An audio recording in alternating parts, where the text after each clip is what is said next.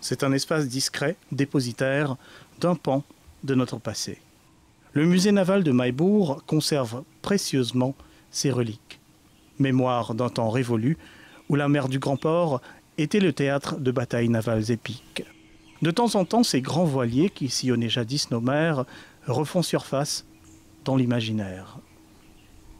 À travers le voile de la fantaisie, on peut alors entrevoir une vision d'un autre temps. Du 14 au 30 mars 2019, la National Art Gallery, organisation ayant pour but la promotion de l'art, proposait dans cet espace une exposition de sculptures unique.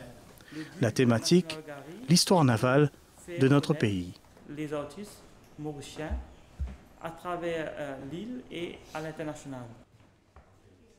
La matière choisie, le métal, travaillé à travers diverses techniques. Bataille navale, le thème que nous choisissons, c'est juste que pour un artiste capable de travailler avec l'histoire et aussi le présent.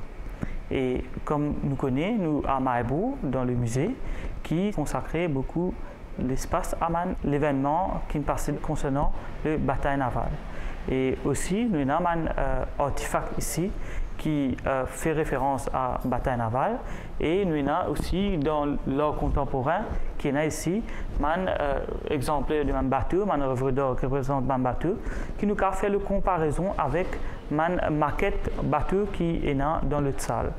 Et c'est ça un peu le choix de bataille navale pour l'artiste travaille avec un thème qui représente aussi un petit peu l'île et l'histoire de l'île.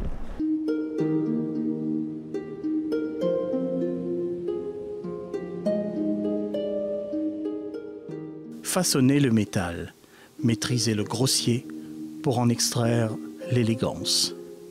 Novice ou expert, une poignée d'artistes a tenté l'aventure.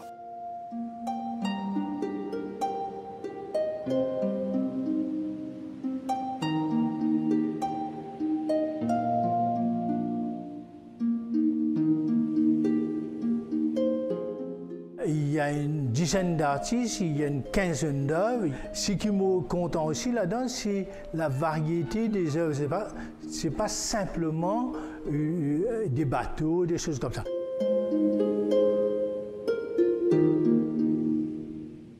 Ce panorama rassemblait toutes les techniques de la manipulation du métal, tel le fer forgé, où l'artisan chauffe le fer et le façonne à coups répétés, donnant l'illusion de la souplesse à cette matière rigide. Autre technique, l'assemblage de métaux soudés ou encore cet art millénaire, le bronze. Ça représente un bateau qui coulait très très longtemps, un peu dans l'histoire navale. Pour trouver comment on exploite ça à bronze là, il y a plusieurs places comment rouillé, l'acide qui a fait corrosive, comment on dit un bronze, ça fait un petit trou, tout ça là. Normalement, pour réaliser une pièce en bronze, nous devons commencer par modelage en argile. Et puis, sur le côté technique, il y a plusieurs procédés. Comment dire, nous devons faire ce moulage avec pâte de Paris. Et ensuite, nous devons faire la cire. Même forme, c'est-à-dire sa forme en cire qui était en terre, la divine en cire. Et puis, finalement, les pouvez nous en bronze. Vous faites les creux. Nous avons rempli avec plat de Paris, etc. Pour lui paraître un creux. Et après, vous avez fait ce zévan, la couler, etc. Et mouler encore une fois, chauffer dans le four. Et tout la cire descend. Et ensuite, nous vide bronze.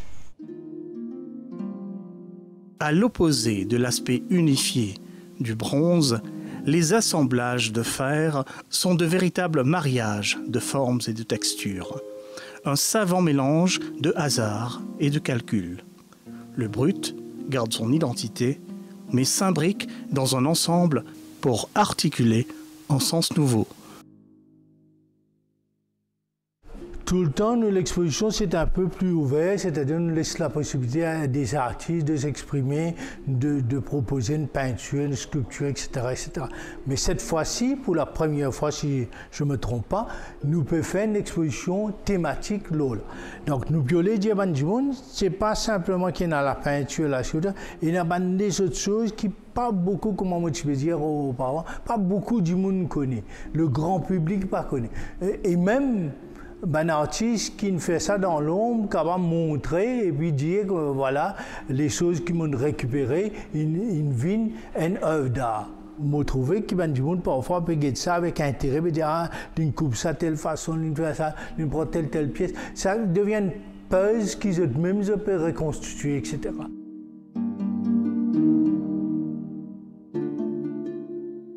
Je trouve que c'est très original. Il y a beaucoup de créativité. Et moi, c'est ce qui m'intéresse, aussi bien dans la peinture que dans la sculpture, c'est la recherche. Et là, ce qui est aussi intéressant, c'est que c'est de la récupération. Donc ça va avec le sens du moment qui est écologie. Écologique, un mot tendance de notre siècle. Un rappel que l'art apporte naturellement sa solution aux problèmes du monde, même si ce n'est pas sa vocation première. Mon frère, les autres travaillent soudure, les autres comme un robot, comme un oiseau, papillon, les autres comme un dinosaure, et que dragon, tout ça, je fabrique, et design dans mon galerie, moi j'ai design une petite galerie, je expose ça là-bas. Pour compléter le bateau là, pour moi, je trouve un peu difficile, je prends plus le temps. Étant donné qu'il est temps limité, que M. Naiken dit qu'il besoin dans telle situation, on fait comme ça. Dans mon pensée, moi j'ai un bateau naufragé plutôt, et en ruine, et ça il reste là beaucoup de temps. Et sur une pièce détachée comme ça, peut trouver.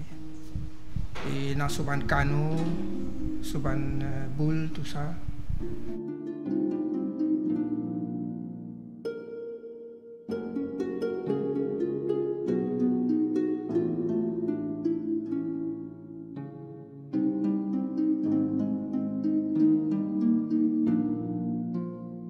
Pièce là, une pièce recyclée, ramassée, une pièce ferraille. Et là, poli un peu, l'idée qui est là, ajoute, faire une forme comme ça, bateau. Il y en a les autres formes. Il y en a un métal qui n'est pas pour aller pour rendre ce bateau là. Mais là, il y a comme un tôle là, une tôle zété, bien coupé bout de bout. Après, il vient ajouter. Ramasser quelque chose qui pensait pour mettre dans le bateau là, il vient ramasser, rôder, travailler comme ça.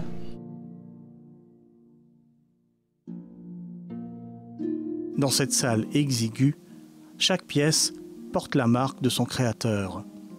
Une esthétique propre, une démarche singulière, une interprétation personnelle du thème marin. Toutes, par contre, renferment le secret de longues heures de travail, de sueur, de ce labeur invisible qu'est la création artistique. La matière du métal qui intéresse nous, qui fait parce qu'il nous capable d'utiliser d'une façon brute avec la rouille, avec un peu ce forme qui existait, et puis aussi possibilité pour coupler et la soudure d'une autre matière aussi là-dessus. Donc c'est-à-dire un matériau qui nous capable rajoute là-dessus, nous capable travailler, etc. pour donner une forme qui nous allait.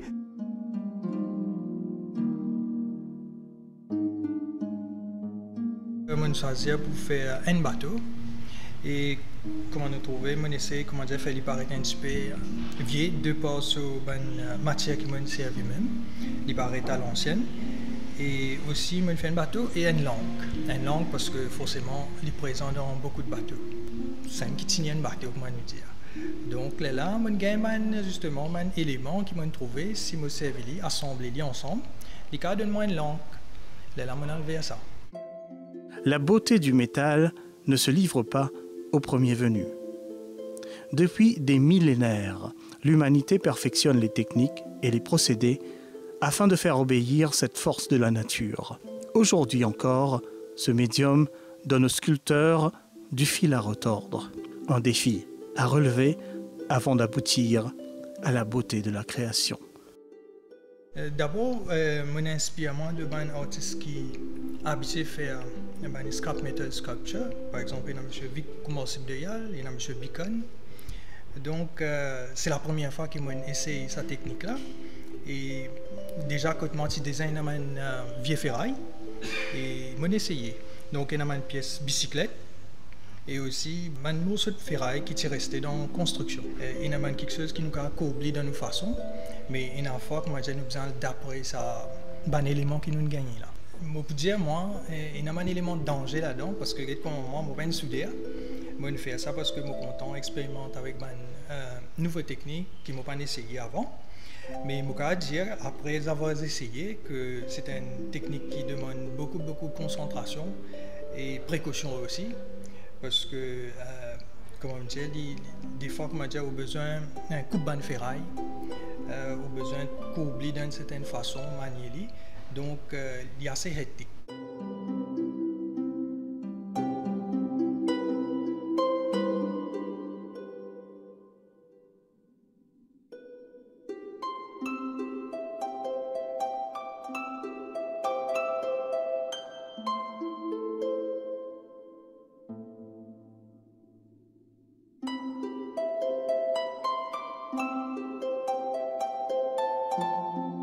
L'histoire navale ne veut pas dire simplement le bateau. Il y avait des codes, par exemple, je n'ai pas vu des codes qui sont faits, mais il y en a d'autres qui m'ont proposé d'autres éléments, par exemple l'oiseau, peut-être l'albatros. Il m'explique qu'au fait, pour lui, le naval, il y a des bateaux qui ont emmené des oiseaux à l'île Maurice, que tout le monde connaît. Non, je le trouvais intéressant. Il a fait ça en fil de fer, très fragile, mais léger, et puis tout ce qu'on veut. On a l'impression qu'on peut voler.